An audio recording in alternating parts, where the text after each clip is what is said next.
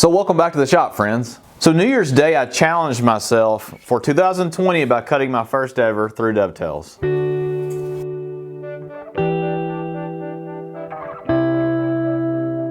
If you're new here, my name is Jim and I'm the creator of the Lasting Build channel. I'm a hobby woodworker and I post weekly hobby woodworking videos intended to help you improve your skills and inspire you for that next project. I think it was 1 or 2 weeks ago, Paul Sellers made a video where he gave other woodworkers some feedback and critique on their hand-cut dovetails.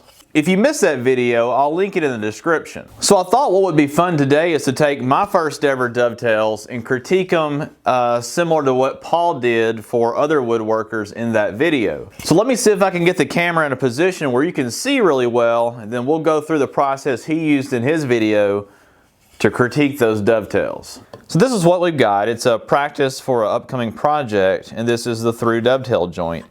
I'd say it's probably one of the more basic dovetail joints out there. There's a whole bunch of different ones, and Paul teaches those on his YouTube channel.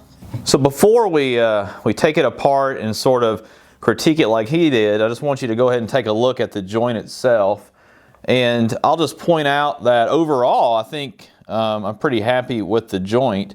But you can definitely see there is there's some cracks here, and there's a crack here, and then also a pretty noticeable crack here that probably all are close to about 1 millimeter or a 32nd in thickness. And certainly there's a lot of room for improvement here, but for my first one, I'm not going to be too upset about it. So I'm going to try to take it apart for us so we can really get into these joints and see how well we did.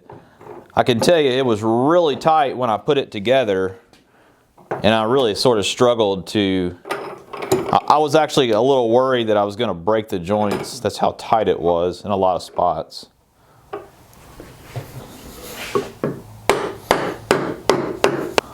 This has always been one of my favorite joints to look at. But to be honest with you, I've always been a little bit intimidated by it, and I've never attempted to cut one of these joints before.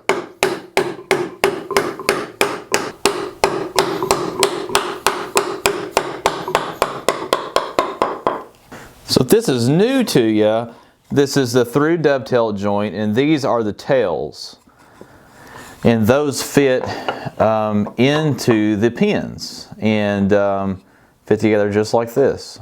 My understanding, the joint was designed as a way for craftsmen to put together pieces of wood without any glue or nails.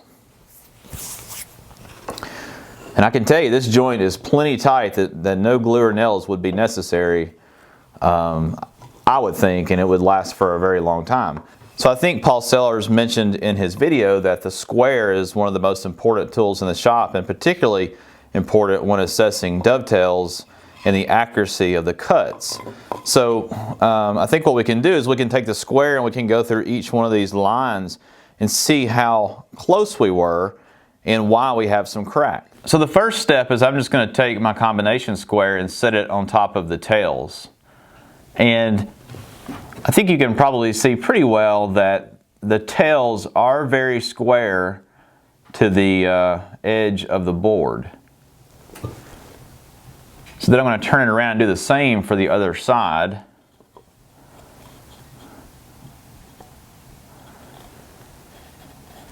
And it's very close. There's a small gap right here.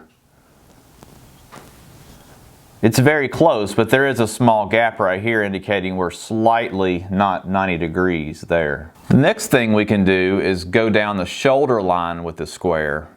And I have it right on the shoulder here at this corner, but I can tell down here that there's a little bit of material left that wasn't removed, or the shoulder line just wasn't completely square to the board. Then we can do the exact same thing from the other side, and again I can see that there is some irregularities or subtleties where the shoulder is not perfectly the same depth across there. The next thing we can do is look at the shoulders from the flat face and see how square they are. And that one looks really pretty good there. It's going to be hard for you to see that one, but it is pretty square.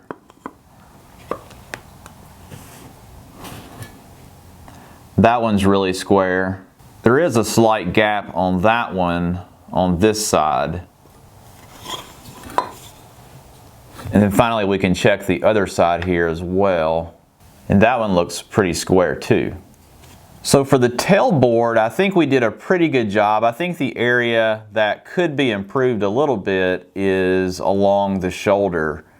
And I think probably getting that shoulder against your marking line is probably the most difficult thing to do when it comes to cutting these tails. So now let's check the pin board. You can see there it's pretty square. It's really square there. You did a pretty good job there on the shoulder line. Now when you look at this one, it looks like we're a little bit high here, but overall pretty good. And then we need to check the shoulders from the flat face. Those are all reasonable. I would say that the most we're off on those is about 1 millimeter, which I think is close to 1/32. Now on the pin board, we can check and make sure that we have good vertical lines on the pins.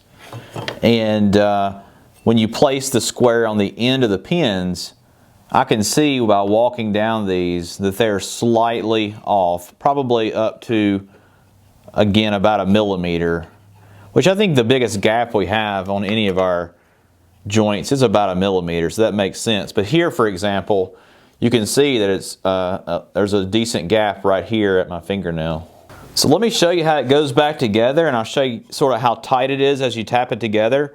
And hopefully you guys can give me some feedback on how you think that we did on our first dovetail joint.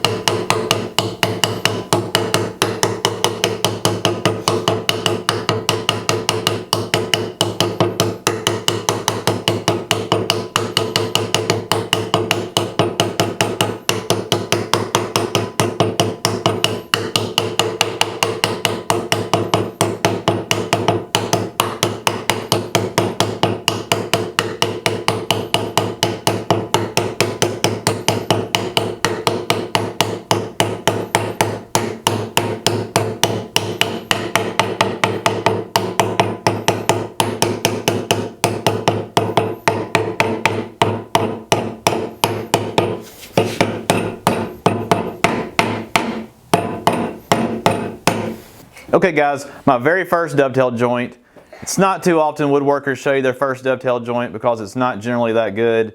I'm okay with it. It's not great, it's not perfect, but I'm definitely still proud of it. How do you guys think we did? I think it's pretty good. Great. Sweet. Good.